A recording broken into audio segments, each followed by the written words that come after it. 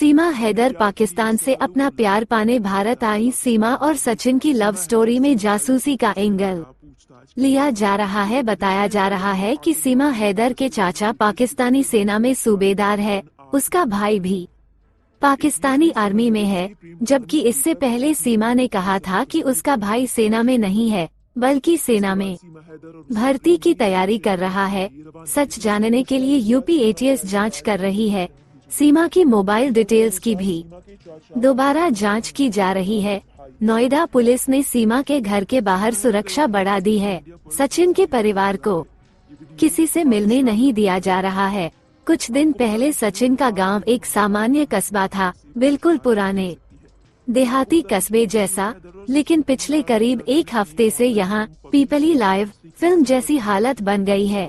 इसकी वजह है हिंदुस्तान की सरहद के उस पार से 4 बच्चों के साथ आई पाकिस्तानी बहू, महज 5वीं तक पढ़ी हुई सीमा हैदर अविश्वसनीय तरीके से कराची, नेपाल और दिल्ली होते हुए यूपी के इस कस्बे में सचिन के पास पहुंच गई। चलिए सुनते हैं दोस्त यहाँ से सीमा और सचिन की पूरी कहानी। मोबाइल फोन पर ऑनलाइन खेले जाने वाले पबजी गेम पर ठाकुरान मोहल्ले का रहने वाला 24 साल का सचिन सिर्फ 8वीं तक पढ़ा है। सचिन मोबाइल पर पबजी गेम खेलता था।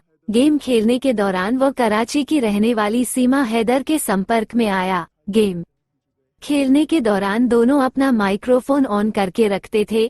इस दौरान वे एक दूसरे से बात करते थे। गेम चैट पर भी बातें किया करते थे। रोजाना 3-4 घंटे वे गेम खेलते और एक दूसरे से बात करते। कराची की रहने वाली सीमा हैदर शादीशुदा है और उसके 4 बच्चे हैं। सीमा 17 साल में उम्र में परिवार वालों ने 2014 में गुलाम हैदर से उसकी जबरदस्ती शादी कर दी जाती है। शादी के बाद दोनों कराची चले गए। उसकी बहनें और पिता भी आसपास ही रहने लगे। उनका 2016 में पहला बेटा फरहान और बाद में 3 बेटियां फरवा, फरिहा और फराह पैदा हुए। 2019 में गुलाम हैदर काम करने के लिए सऊदी अरब चला गया और वह घर पर अकेले रह गई। उस समय वह अपनी सबसे छोटी बेटी की देखभाल में लगी रहती थी।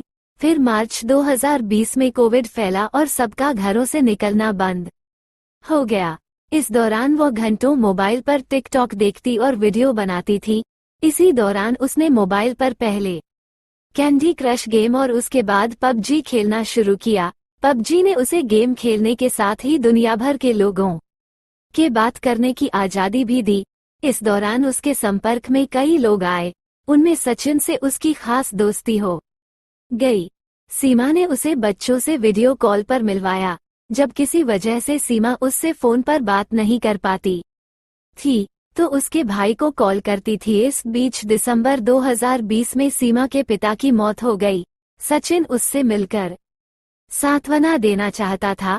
इसके लिए उन्होंने गदर फिल्म के बारे में आपस में बात की कि कैसे तमाम बाधाओं के बीच भी भारत में रहने वाला लड़का पाकिस्तान में रहने रही लड़की से मिलता है। इसलिए उन्होंने भी सभी कठिनाइयों के बीच मिलने का फैसला किया। सीमा के अनुसार उसने अपना पासपोर्ट बनवाया और फरवरी 2023 में भारतीय वीजा के लिए अप्लाई किया, लेकिन उसे वीजा नहीं मिल पाया और फिर उन्होंने नेपाल में मिलने का फैसला किया। सचिन ने 8 मार्च को कश्मीरी गेट से काठमांडू के लिए बस पकड़ी। उधर सीमा ने शारजाह होते हुए काठमांडू के लिए फ्लाइट ली। 10 मार्च को दोनों काठमांडू पहुंच गए।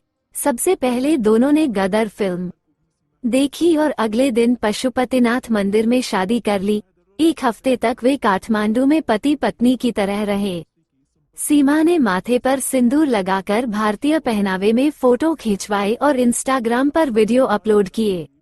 इसके बाद वो हमेशा के लिए सचिन के पास आने के लिए पाकिस्तान लौट गई। कराची लौटने पर सीमा ने सबसे पहले एक ट्रैवल एजेंट से अपना घर बिकवाने के लिए बात की।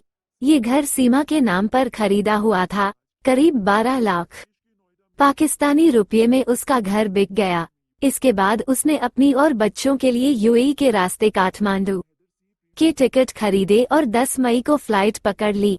काठमांडू पहुंचकर उसने पोखरा के लिए वैन ली और वहां से 15 1,000 रुपये में दिल्ली के लिए एक प्राइवेट बस में अपने और बच्चों के 4 टिकट बुक किए।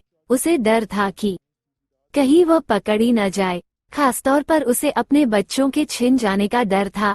बस में कंडक्टर ने उससे आईडी मांगी, जो उसके पास नहीं थी।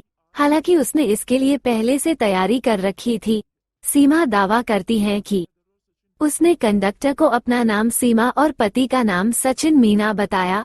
उसने खुद को रबूपुरा का रहने वाला बताया और अपने बच्चों के नाम राज, प्रियंका, परी और मुन्नी बताए।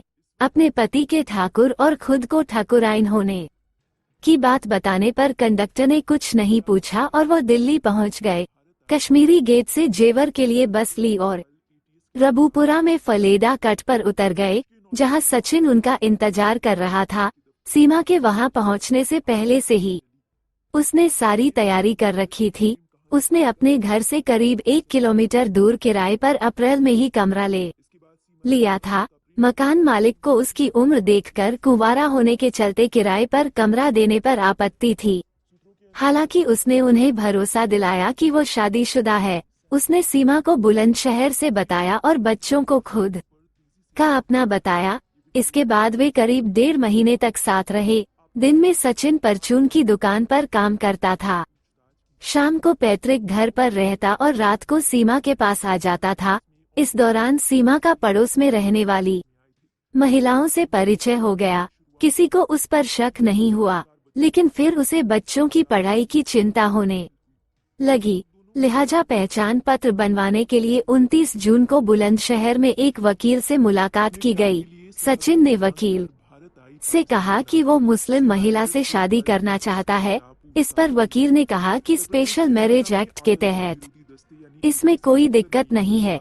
लेकिन जब उसने सीमा के दस्तावेज देखे तो वो उनमें पाकिस्तानी पासपोर्ट देखकर दंग रह गया। उसने पुलिस को सूचना दे दी। अगले दिन रबूपुरा की अंबेडकर नगर कॉलोनी में जब तक पुलिस उन्हें पकड़ने पहुंचती, वे दोनों बच्चों को साथ लेकर उससे पहले ही वहां से निकल चुके थे। पलवल के रास्ते में पुलिस ने उन्हें वल्लभगढ़ में पकड़ लिया। 2 दिनों तक पूछताछ के बाद सीमा, सचिन और उसके पिता नेत्रपाल को पुलिस ने पासपोर्ट और विदेशी अधिनियम के तहत गिरफ्तार कर लिया। बच्चे भी जेल में सीमा के साथ ही रहे। हालांकि एक दिन बाद उनके वकील ने जमानत के लिए जेवर सिविल कोर्ट में अर्जी दी। जूनियर डिवीजन जज नाजिम अकबर ने पहले सचिन के पिता नेत्रपाल और अगले दिन 8 जुलाई को सीमा और सचिन को भी जमानत दे दी। जज ने उन्हें कहा कि वो अपना पता न बदले और देश न छोड़े। सीमा ने सचिन के पैतृक घर का पता दे रखा था, तो दोनों जमानत के अगले दिन से फिर पैतृक घर में आ गए। जेल से जमानत पर रिहा होने के बाद खुद सचिन का भाई अपनी कार से सभी को लेकर घर आया। पाकिस्तानी बहू लाने पर सचिन के घरवालों को उस पर गर्व है। कस्बे के ज्यादातर लोगों ने भी सराहा।